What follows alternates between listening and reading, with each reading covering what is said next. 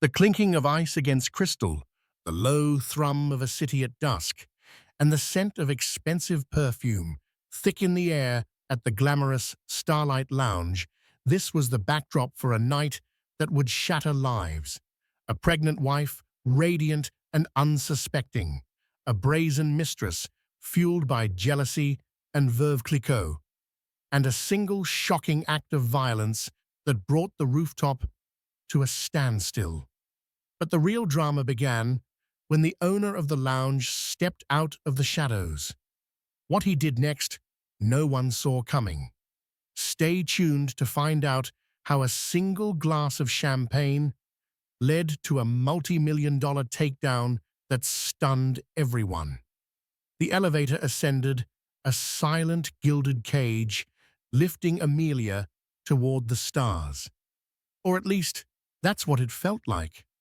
The Starlight Lounge, perched atop the newly opened Beacon Tower, was the latest jewel in the city's crown, a place where the air was thinner and the wallets were fatter. Tonight was supposed to be a celebration.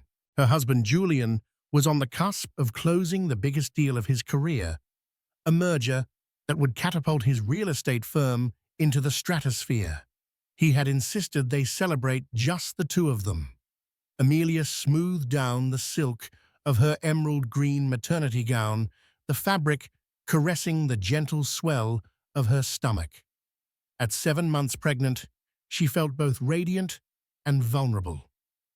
This baby, a boy they had already named Leo, was the culmination of all her dreams, the final perfect piece of the life she and Julian had so carefully built. From the outside, it was a fortress of perfection. A sprawling penthouse overlooking the park, a collection of European cars gleaming in the garage, and a social calendar that was the envy of their circle. Julian, with his tailored suits and charismatic smile, was the architect of it all. He was ambitious, driven, and Amelia believed with all her heart, utterly devoted to her. He had been her college sweetheart, the man who had promised her the world, and then piece by gleaming piece delivered it. The elevator doors opened, and the city skyline exploded before her, a breathtaking panorama of twinkling lights and endless possibilities. The Starlight Lounge was even more beautiful than the magazines had described. An open-air terrace with a retractable glass roof fire pits casting a warm glow on plush white sofas, and an infinity pool that seemed to spill into the night sky. The low thrum of a live jazz band mingled with the sophisticated chatter of the city's elite. Julian was already there, holding court at a prime table near the edge of the terrace. He stood as she approached, his face lighting up with that familiar, heart-stopping smile. "There she is," he said, his voice a low, appreciative rumble. He kissed her, his hand sliding possessively to the small of her back. "My beautiful wife. See, I told you this place was special." "It's incredible, Julian," Amelia breathed, her eyes wide with genuine awe. He pulled out her chair, the perfect gentleman. "Only the best for you, my love. And for Leo." He leaned in, his voice dropping to a conspiratorial whisper. "The contracts are being drawn up as we speak. By Monday, we'll be majority stakeholders. This is it, Amelia. Everything we've worked for." She squeezed his hand, her heart swelling with pride. For all his ambition, he always said, "we." It was their success, their empire. A waiter appeared, silent and efficient. "Mr. Thorne, welcome back." "Your usual, absolutely, Marco," Julian said, not taking his eyes off Amelia. "A bottle of veuve clicquot, the grande dame." "Of course, sir." Amelia's brow furrowed slightly. "Julian, darling, you know I can't." She placed a hand protectively over her bump. "It's for me to celebrate, and for you to have a tiny sip for luck," he insisted, waving away her concern. "One sip won't hurt. We have to toast to our future." She relented, not wanting to mar the celebratory mood. When the champagne arrived, nestled in a silver bucket of ice, it looked like liquid gold. The waiter popped the cork with a muted thud and poured a flute for Julian and a mere splash for Amelia. Julian raised his glass. To us, to the Thornes, and to the future CEO of Thorne Industries. He gestured to her stomach with his flute. Amelia smiled and clinked her glass against his. The champagne was crisp and cold, a fleeting burst of bubbles on her tongue. They settled into a comfortable rhythm. Julian recounting the final tense hours of the negotiation, Amelia listening intently, asking all the right questions, playing her part as the supportive, adoring wife. She was so absorbed in his narrative, in the intoxicating vision of their future, that she didn't notice the woman watching them from the bar. The woman's name was Chloe, and she was nursing a glass of the same expensive champagne, but her gaze was anything but bubbly. It was hard, cold, and fixed on Julian with a laser-like intensity. She was stunning in a way that was almost aggressive, a fire engine red dress that clung to every curve, lips painted a matching defiant crimson, and a cascade of platinum blonde hair that fell over one shoulder. She looked like she belonged in a place like this, but her stillness was a discordant note in the symphony of casual wealth. She watched Julian touch Amelia's arm. She watched him laugh, a sound she knew intimately. She watched him lean in and whisper something that made his pregnant wife blush. With every gesture of affection, he showed Amelia Chloe's grip on her champagne flute tightened. Her knuckles were white. Finally, she stood. With a predatory grace, she began to move through the lounge, a scarlet shark, gliding through a sea of unsuspecting fish. She didn't head for their table. Not yet. She intercepted Marco the waiter as he passed. "Another bottle of the Veuve Clicquot Grande Dame," she said, her voice low and husky. "But send this one to Julian Thorne's table." With a note. She pulled a small crimson card and a pen from her impossibly small clutch. She scribbled a few words, folded it, and handed it to the waiter with a bill tucked inside. "Make sure his wife sees the note first." The waiter, ever discreet, simply nodded and retreated to the bar. A few minutes later, Marco approached the Thornes' table with a fresh, unopened bottle. "A gift, Mr. Thorne." Julian looked up, surprised. "A gift from who?" Marco placed the bottle on the table, setting a small crimson note card directly in front of Amelia. "From the lady at the bar." Amelia picked it up, her curiosity piqued.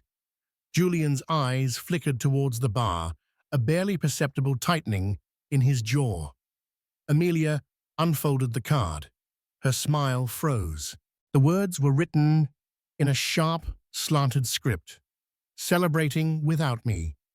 You always did love to have your cake and eat it too." The air around their table suddenly turned frigid. Amelia looked from the card to Julian, her mind struggling to process the implication. "Julian, who is C?" Julian's face was a mask of carefully constructed nonchalance, but Amelia knew him too well. She could see the panic flickering in his eyes, the subtle shift in his posture. "I have no idea," he said, his voice a little too loud, a little too dismissive. "Probably just some business acquaintance trying to be clever. You know how it is." He tried to take the card from her, but she pulled her hand back. Her heart had begun to beat a frantic, heavy rhythm against her ribs. She looked towards the bar, scanning the faces. And then she saw her, the woman in red. Chloe was staring directly at them, a slow, insolent smile spreading across her painted lips. There was no mistaking the look in her eyes. It was a look of ownership, of shared secrets. It was a look that stripped Amelia bare, right there in the middle of the crowded, glamorous lounge. Julian, Amelia said again, her voice a strained whisper. Who is she? Before Julian could formulate another lie, Chloe began to walk towards them. Each step was deliberate, a countdown to detonation. The jazz music seemed to fade. The city lights blurred. There was only the approaching figure in red, a harbinger of a storm Amelia never saw coming. Chloe came to a stop at their table, her presence an immediate and invasive disruption of their private world. She ignored Amelia completely, her eyes locked on Julian. The scent of her perfume, something heavy and sweet, like gardenias and sin, enveloped them. Julian, darling, she purred, her voice dripping with a familiarity that made Amelia's blood run cold. You look surprised to see me. I thought the invitation was open. Julian shot to his feet, his chair scraping harshly against the stone floor. The sound was jarring, drawing the attention of the surrounding tables. Chloe, what are you doing here? His voice was low and tight, a desperate attempt to control a situation that was rapidly spiraling out of his grasp. What am I doing here? Chloe let out a short, sharp laugh, devoid of any humor. I'm here for our celebration. You closed the Maxwell deal, didn't you? The one we spent all those late nights working on, the one you promised would be our ticket. The words hung in the air, thick and poisonous. Our ticket. Amelia felt the floor drop out from beneath her. She looked at Julian, at the beads of sweat forming on his temple, at the way he refused to meet her gaze. The truth was a physical blow, knocking the air from her lungs. I think you're mistaken, Julian said, his voice strained. This is a private dinner with my wife. He gestured towards Amelia, as if just remembering she was there. Chloe finally turned her gaze on Amelia. It was a slow, deliberate appraisal, a predator sizing up its prey. Her eyes raked over Amelia's expensive gown, her simple, elegant jewelry, and lingered with theatrical cruelty on her swollen abdomen. Ah, yes, the wife, Chloe said, the words coated in scorn. The incubator for the Thorne heir. He told me all about you, the perfect pedigreed little wife, pretty placid and completely clueless. Amelia flinched as if struck. She tried to speak to defend herself, but her throat was tight with shock and a rising tide of nausea. This couldn't be happening. Not here, not now. That's enough, Chloe, Julian hissed, grabbing her arm. You need to leave now. Chloe wrenched her arm free, her eyes flashing with fury. Don't you touch me, she snarled. Don't you dare act like you have any right to command me, not after what you did. She turned her venomous glare back to Amelia. Did he tell you where he was last night? Or the night before that? He wasn't closing any deals, sweetheart. He was in my bed, in the apartment he pays for. He told me he was leaving you. He said you and that thing. She gestured disdainfully at Amelia's stomach, were a cage he was desperate to escape. Each word was a hammer blow, shattering the carefully constructed facade of Amelia's life. The penthouse, the cars, the promises, all of it felt like a lie, a cheap movie set. The man sitting opposite her was a stranger, a villain in a story she didn't know she was in. Tears pricked at her eyes, hot and shameful. She wouldn't cry. She wouldn't give this woman the satisfaction. She found her voice shaky but clear. I want you to go, she said, looking directly at Chloe. Chloe's painted lips twisted into a sneer. And I want a man who keeps his promises.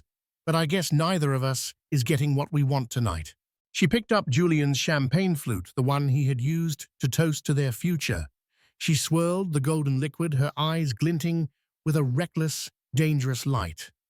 You know, Chloe said, her voice dropping to a conversational, almost pleasant tone that was more terrifying then her shouting, "He bought me this same champagne the first time we slept together.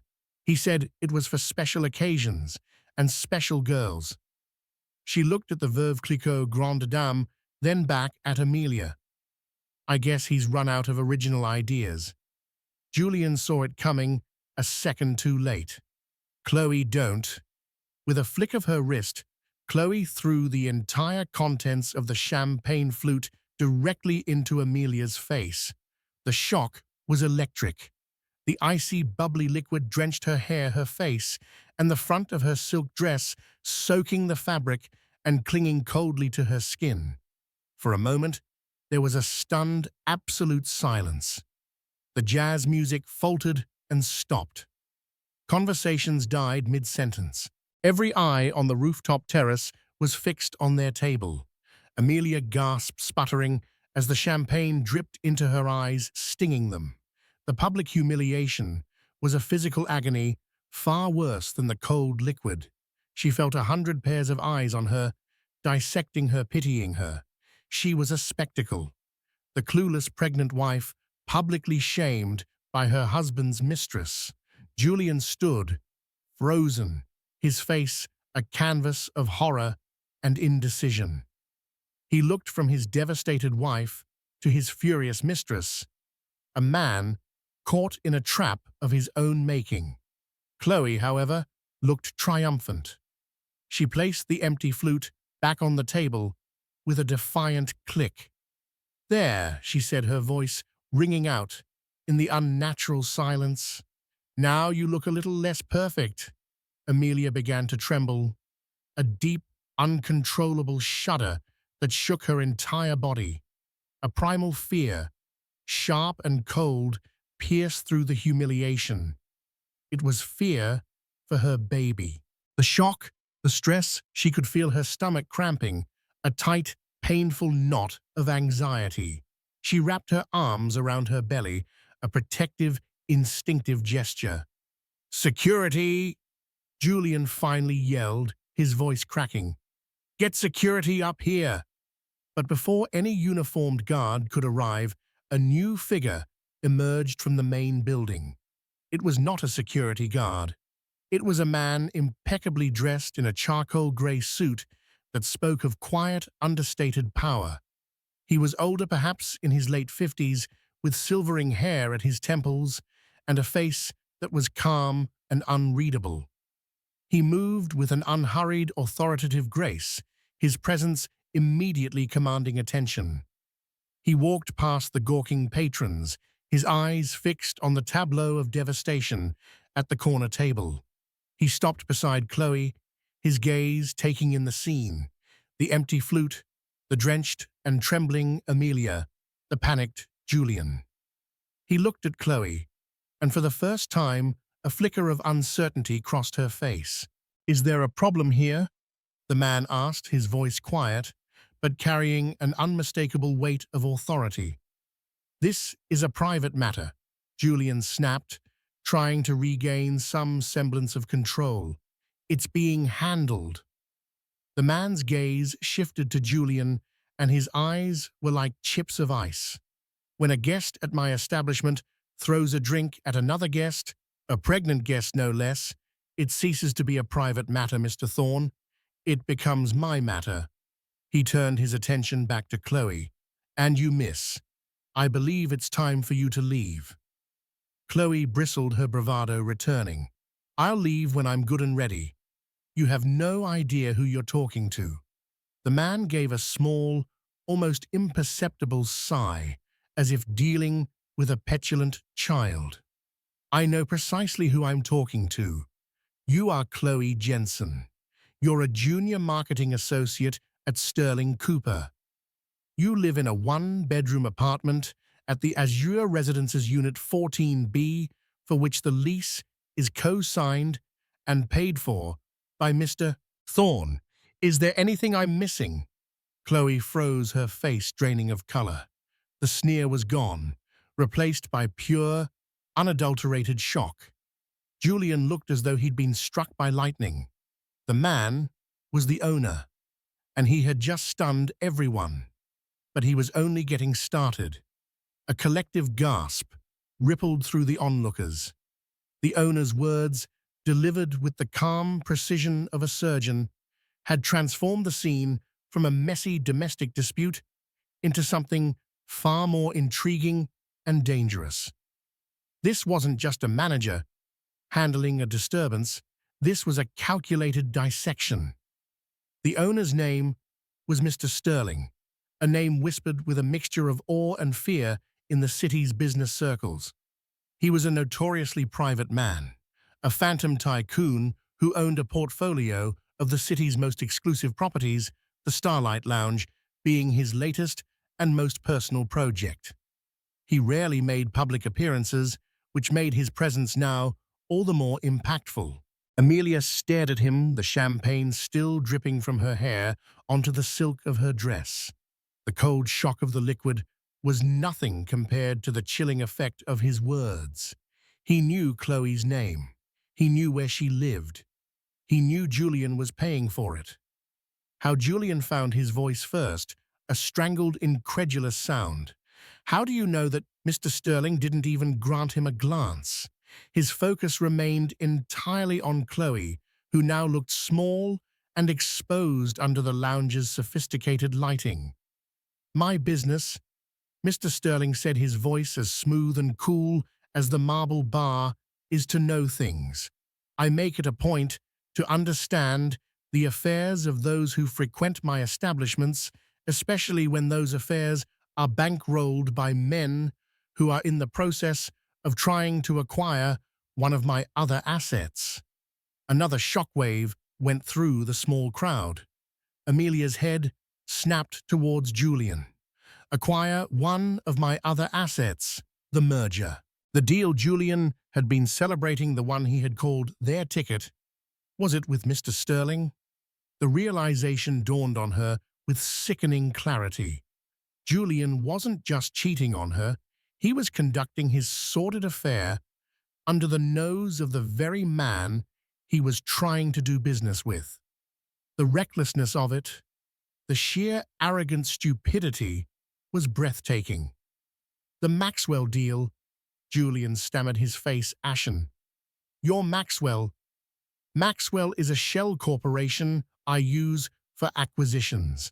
Mr. Sterling corrected him gently, as if explaining a simple concept to a child.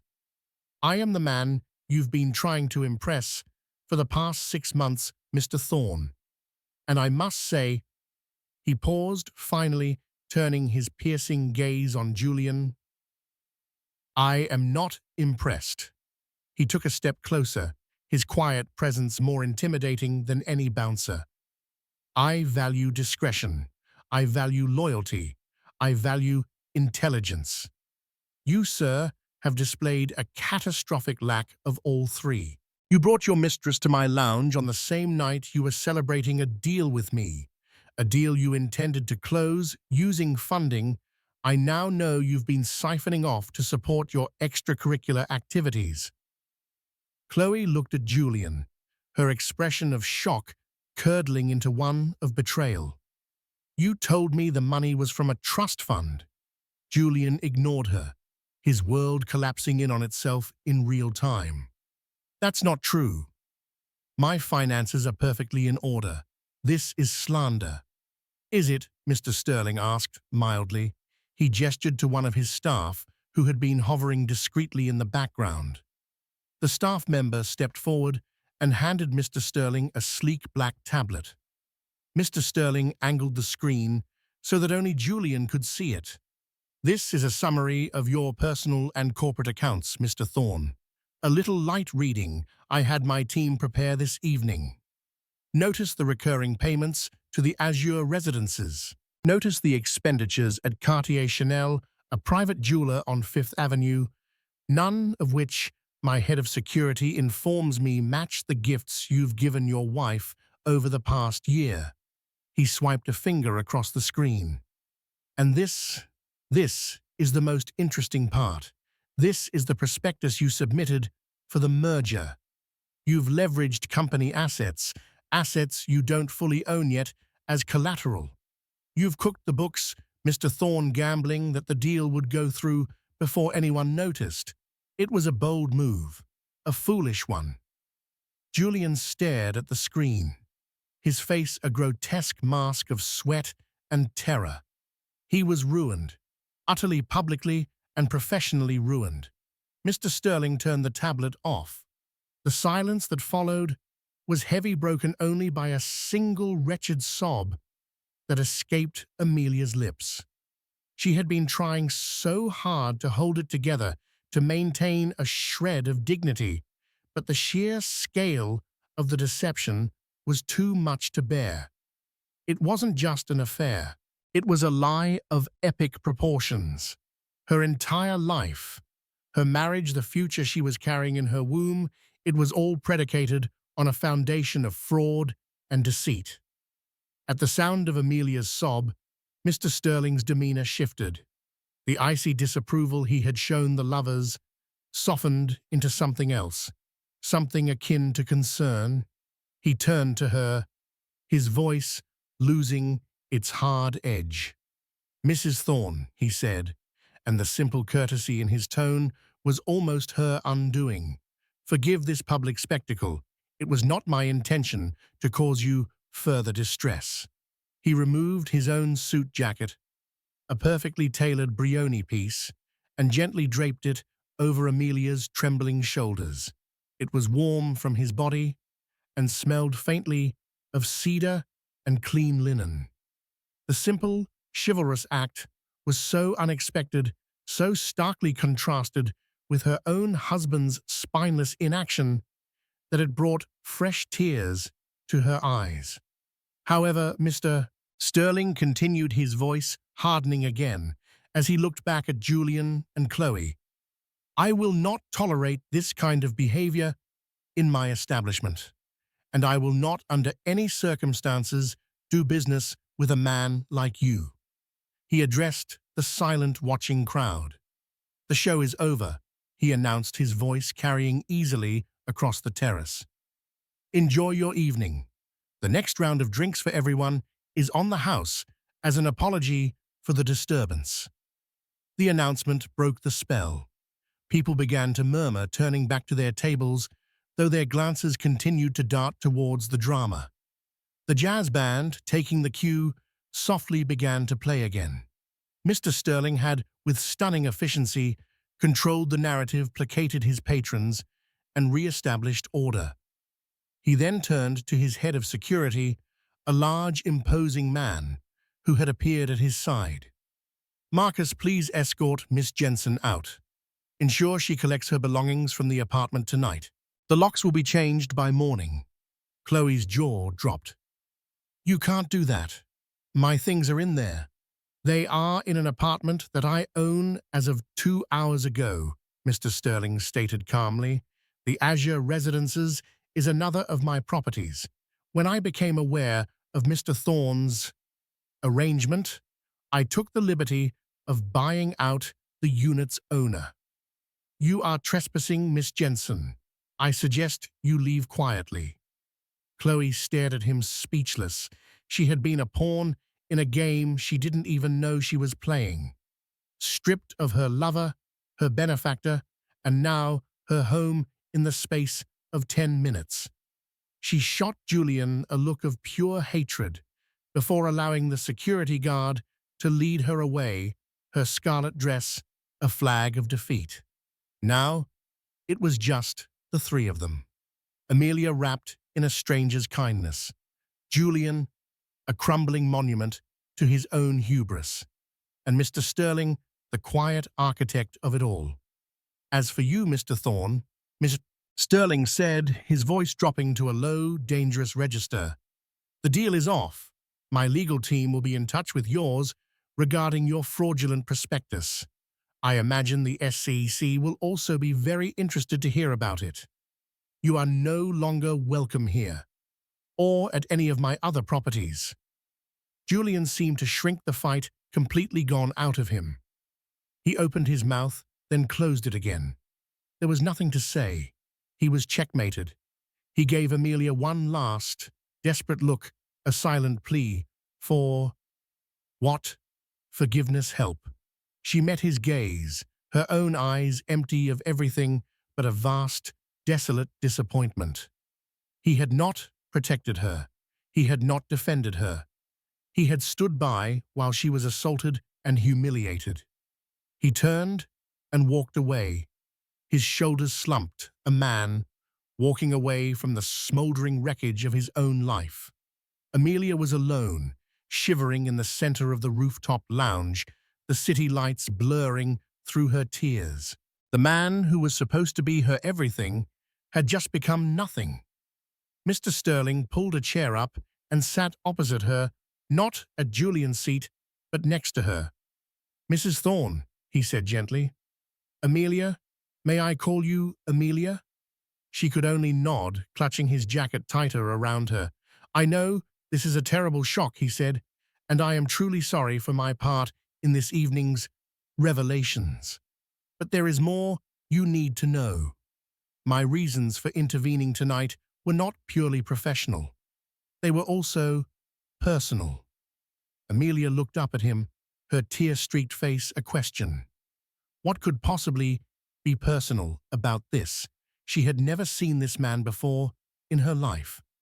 Mr. Sterling's expression was somber, his eyes holding a deep, ancient sadness.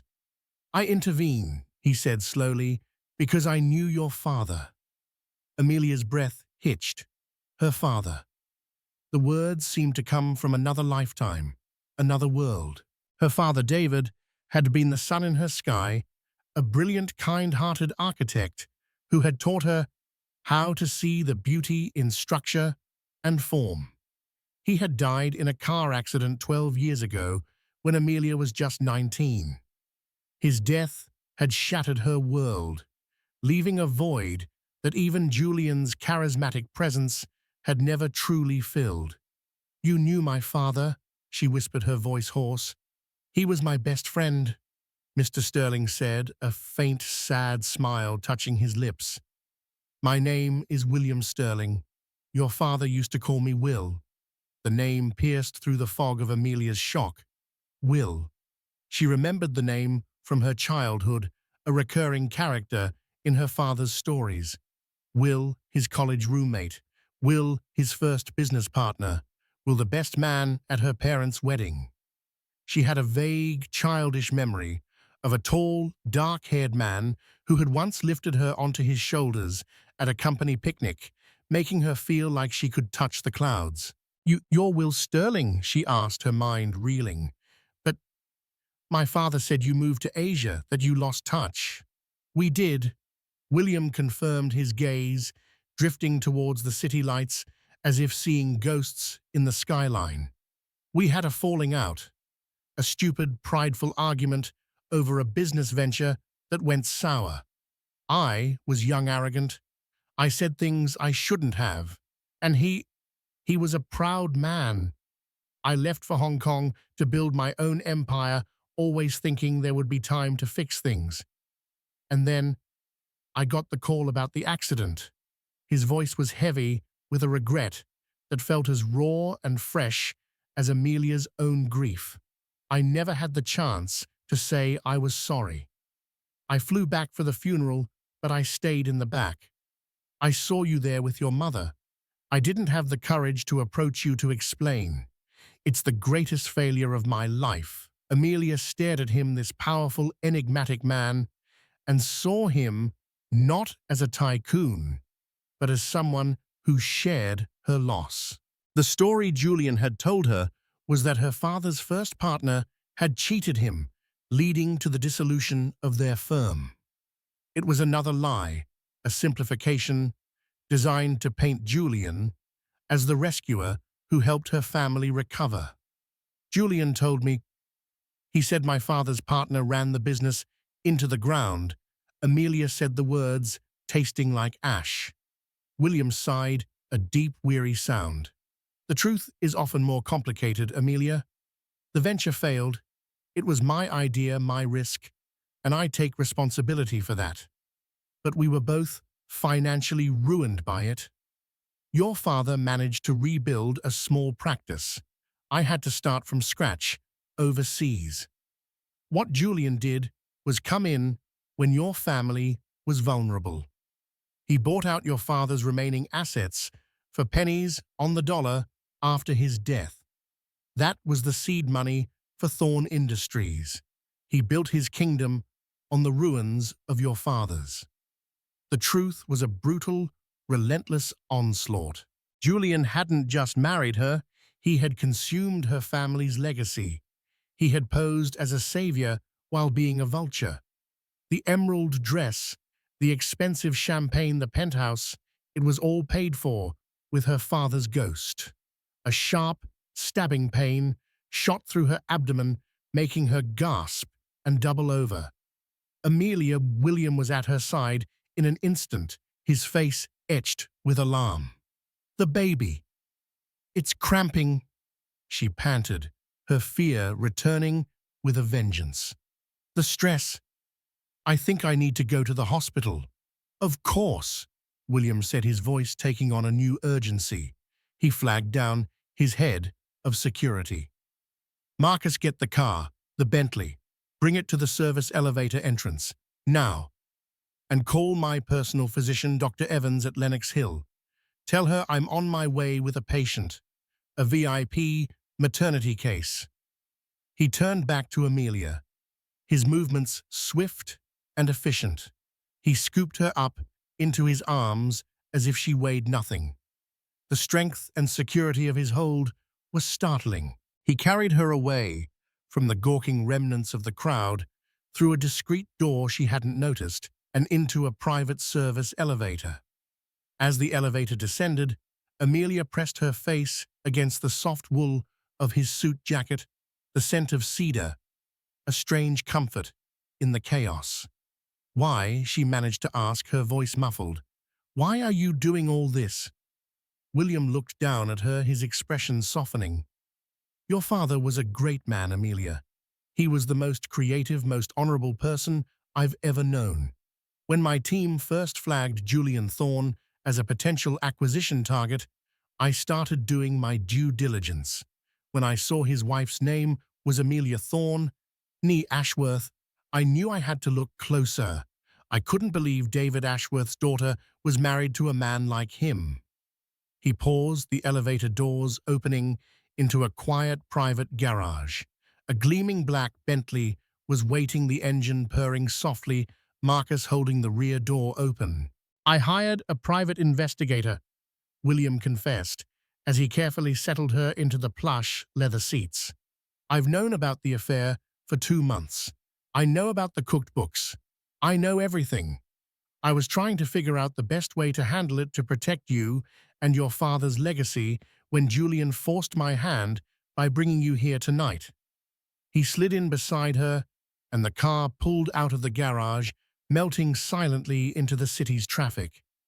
"Tonight wasn't just about stopping a bad business deal," William continued, his voice low and intense. "It was about justice for your father, and it was about protecting his greatest legacy. You." Amelia looked at the man beside her, a stranger who was inextricably linked to her past, a ghost who had returned as a guardian angel. The pain in her abdomen was still there, a dull, persistent ache, but mingling with the fear was a new, unfamiliar feeling, hope. The foundations of her life had crumbled, but perhaps, just perhaps, she had landed on solid ground. At the hospital, they were swept through the emergency room and into a private suite where a calm, competent female doctor was waiting. Dr. Evans examined Amelia, her expression professional and reassuring. "The baby's heartbeat is strong," she announced after a few minutes, pulling the ultrasound wand away. "But you're having Braxton Hicks contractions, brought on by severe stress. Your blood pressure is also sky high. You're not in labor, but you need to be admitted for observation. We need to keep you calm and monitored." Relief washed over Amelia, so potent it left her weak. Leo was okay. Her son was safe. As a nurse began setting up an IV drip, William stood by the window, speaking quietly but urgently on his phone. "Yes, all of it. Asset seizure. File the injunctions first thing in the morning. Contact the board of Thorne Industries. I want an emergency meeting. Present them with this evidence of fraud. I want him removed as CEO by noon. And the penthouse. It's in his name, but I want our legal team to find a way. A lien, a restraining order, something. His wife needs a safe place to go. He hung up and turned to her. My lawyers are on it. Julian will be so entangled in legal and financial trouble, he won't have time to think about anything else. You don't have to worry about him. Worry about him, Amelia said, a bitter laugh escaping her. I never want to see him again. Good, William said simply. Now I'm going to arrange for your mother to be flown in from Boston first thing in the morning. You shouldn't be alone. Amelia's eyes filled with tears again, but this time they were tears of gratitude. Her mother. She needed her mother. The fact that this man, this ghost from her father's past, had thought of it. How can I ever repay you, William? She asked, her voice thick with emotion. He pulled a chair to her bedside. There's nothing to repay. Consider it a debt I owe to your father. I failed him in life. I won't fail him in death. He reached out and gently patted her hand. Now you need to rest for Leo's sake. Everything else can wait until morning. Amelia nodded finally, allowing herself to sink back into the pillows. The hospital room was quiet, the city lights a distant muted glow through the window. Her old life was in flames, a bonfire of lies. But as she drifted off to sleep, she felt a profound and surprising sense of peace. The storm had passed, and in its wake, an old friend of her father's had stepped in, not just to stun everyone, but to save her. The future was uncertain, a blank page. But for the first time in a long time, she felt like she was the one who would get to write it. The city awoke to carnage, though not of a kind that left physical wreckage. It was the silent, brutal carnage of the digital age. By 7 a.m., financial news outlets were buzzing with the bombshell. Thorne Industries CEO Julian Thorne embroiled in fraud scandal, potential SEC investigation looms.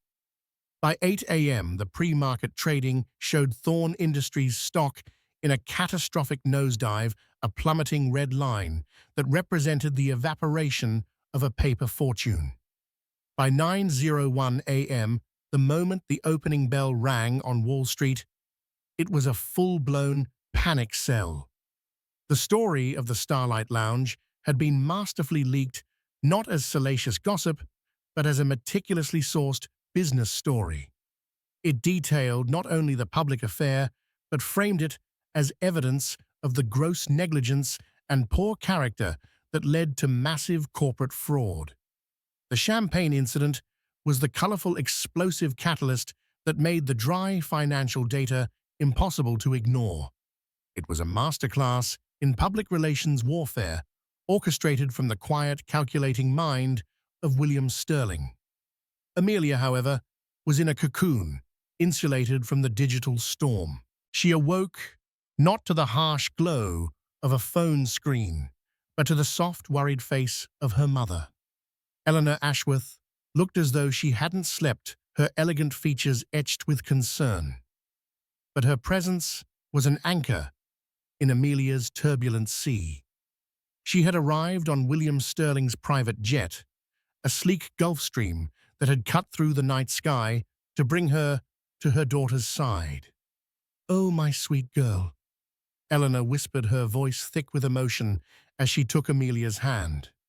The hospital room was quiet, sterile, a world away from the rooftop lounge. Amelia's composure, so fragile, finally broke. The story came pouring out of her in a torrent of tears and halting words. The celebration, the woman in red, the stinging shock of the champagne, the public humiliation, and then the final devastating revelations. She told her mother about Julian's grand deception, how he had built his entire career on the ashes of her father's legacy. Eleanor listened, her grip on Amelia's hand tightening, her expression shifting from maternal worry to a cold, hard fury Amelia had rarely seen. When Amelia finished, her voice a raw whisper, Eleanor stroked her hair, her own eyes shimmering with unshed tears. "I never trusted him," Eleanor confessed, her voice low and fierce. "Not really. There was always something too smooth, too polished about him. He was a salesman, and he sold us all a story we wanted to believe because we were hurting." She looked away towards the window overlooking the city. "And Will, your father loved that man like a brother. The day Will left for Hong Kong, a part of your father broke. He never spoke of the details, his pride wouldn't allow it, but I knew it wasn't a simple betrayal. David always said, Will Sterling has more honor in his little finger than most men have in their whole bodies. He was heartbroken. Julian took that heartbreak and twisted it into a weapon to use against us." Eleanor's words were a balm, validating a lifetime of unspoken feelings, absolving Amelia of the guilt of her own blindness. She hadn't been a fool. She had been a victim of a master manipulator, just as her grieving mother had been. Later that afternoon, William Sterling appeared. He knocked softly before entering his presence, filling the room not with intimidation, but with a quiet, grounding strength. He greeted Eleanor with a sad, gentle familiarity, as if no time had passed at all. "Eleanor, I am so sorry we are meeting again under these circumstances," Will she replied, her voice soft. "Thank you for everything, for being the friend to David now that you couldn't be then." A flicker of the old pain crossed William's face before he masked it with professional calm. He turned his attention to Amelia, pulling a chair to her bedside. "The board of Thorne Industries convened an emergency session this morning." He began, his tone crisp and factual. "My legal team presented them with an irrefutable portfolio of evidence. The fraudulent prospectus, the offshore accounts Julian used to hide the siphoned funds, sworn affidavits from contractors he cheated. He was removed as CEO, effective immediately. His assets are being frozen, pending a full investigation by both the SEC and the District Attorney's Office." Amelia absorbed the information, feeling a strange sense of detachment, as if hearing about the fate of a character in a movie. The man she had married was being systematically erased. "What about the penthouse?" she asked, the word catching in her throat. The thought of that beautiful space, now so tainted, made her feel ill. "Legally, it's complicated," William admitted, "but we're using its complications to our advantage." Julian used community property, that is assets that are half yours, Amelia, to illegally secure loans for his fraudulent activities. This means the property is entangled in his crimes. I've had my lawyers place a powerful lien against it. He can't touch it, he can't sell it, and a judge has signed a temporary restraining order. He is barred from coming within 500 feet of the building. It is for all intents and purposes yours for now. We will ensure it remains so in the divorce." He paused, letting the weight of his words sink in. He wasn't just winning, he was providing a fortress for her. "And what am I supposed to do now?" Amelia asked, the question heavy with fear and uncertainty. "My life was... it was all tied to him." William's expression softened. He leaned forward, his gaze direct and intense. "Your life was tied to a lie, Amelia. Now you have the truth. And the truth is, you are David Ashworth's daughter. You have his blood in your veins. You have his eye." He slid a thick, leather-bound folder onto the bed. It felt heavy, substantial. "I told you I started a foundation in your father's name," he said. the Ashworth Legacy Foundation. For years, it's been run by a board of my associates. It's successful, but it lacks a soul. It lacks a true leader with a personal stake in its mission. He tapped the folder. This is a proposal, not a gift, a proposal. I want you to take over as executive director. I want you to shape its future, to find and nurture the next generation of brilliant architects your father would have championed. The salary is more than substantial, and it would give you a platform, a purpose. Amelia's fingers trembled as she opened the folder. It was more than she'd imagined, a detailed land breakdown of a multi-million-dollar endowment, a list of past scholarship recipients, and a charter that spoke of integrity and innovation. "But I don't know anything about running a foundation," she stammered, feeling overwhelmed. "You have a degree in finance and art history. You learn quickly. And I will be there to advise you, as will the entire board," he countered smoothly.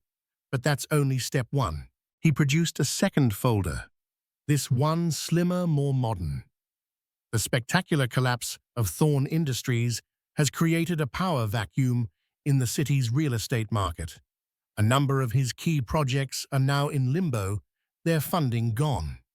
Projects that my sources tell me you were instrumental in identifying. Your instincts are flawless.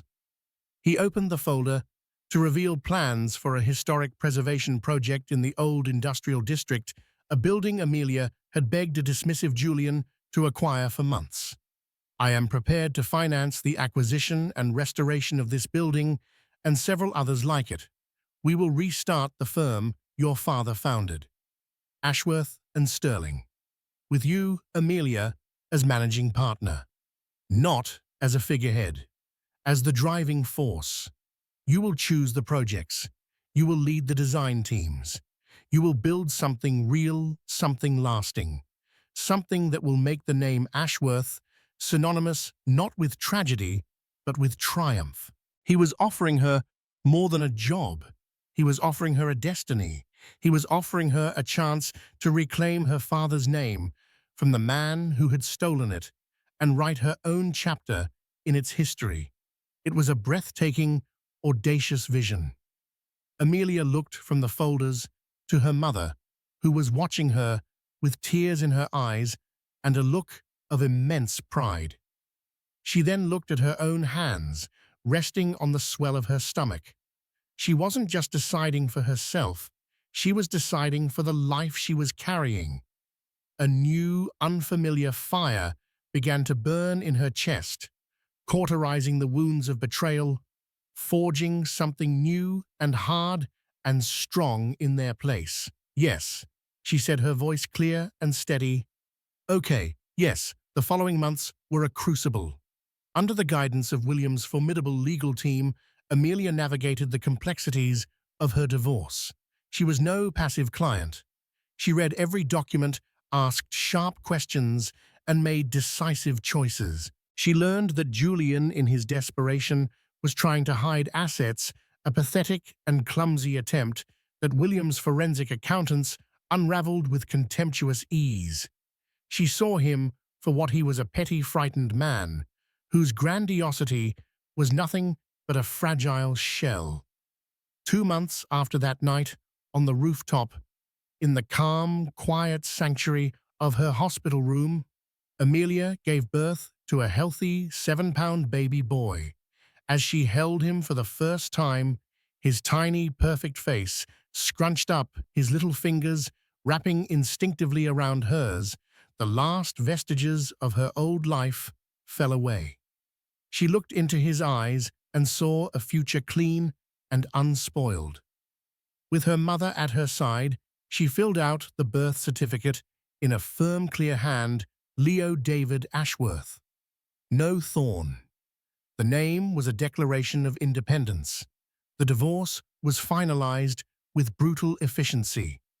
Amelia emerged not just financially secure, but wealthy in her own right. She kept the penthouse, its tainted memories now outnumbered by new ones. Leo's first laugh, her mother humming lullabies in the kitchen, late-night strategy sessions with William over architectural blueprints spread across the Marble Island.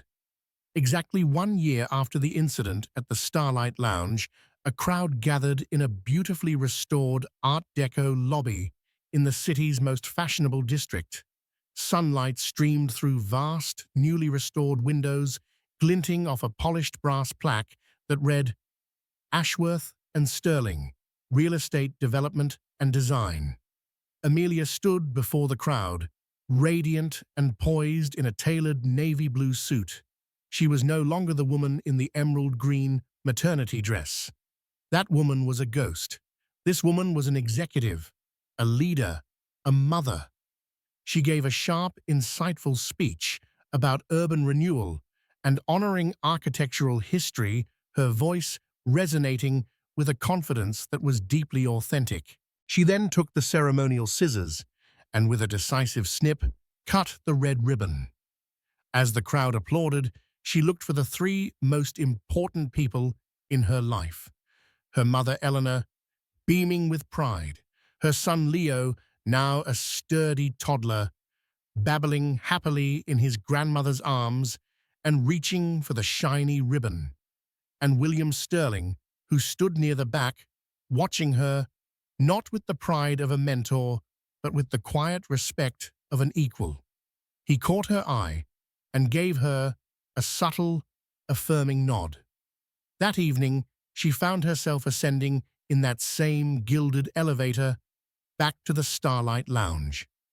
She had made a reservation for two at the very same table, not to confront her ghosts, but to toast her victory over them. The lounge was the same, but she was utterly transformed. She ordered a glass of the finest sparkling cider and looked out at the city, her city spread before her like a carpet of jewels. This time, the view didn't feel like a backdrop to someone else's success. It felt like her own backyard. William arrived and sat opposite her. A full circle, he observed, his eyes twinkling. A new beginning, she corrected him with a smile. Thank you, Will, for everything, for seeing something in me I didn't even see in myself. I saw your father in you, Amelia, he said simply. His passion, his integrity. I just cleared the path. You did all the walking. They sat in a comfortable, easy silence.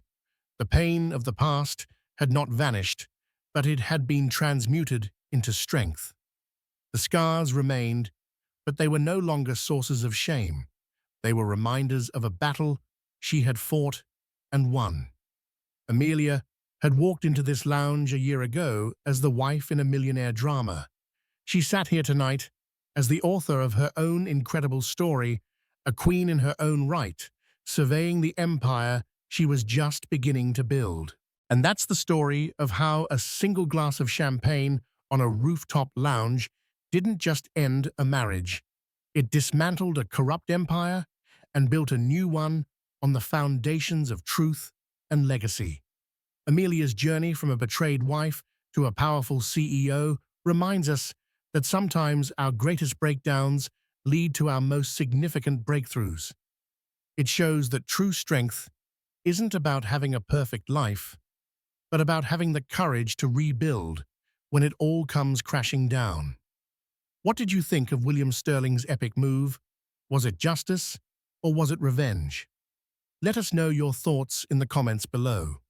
If you were moved by Amelia's story of resilience and empowerment, please give this video a thumbs up, share it with someone who needs to hear it, and don't forget to subscribe to our channel for more unforgettable tales of drama, justice, and incredible twists.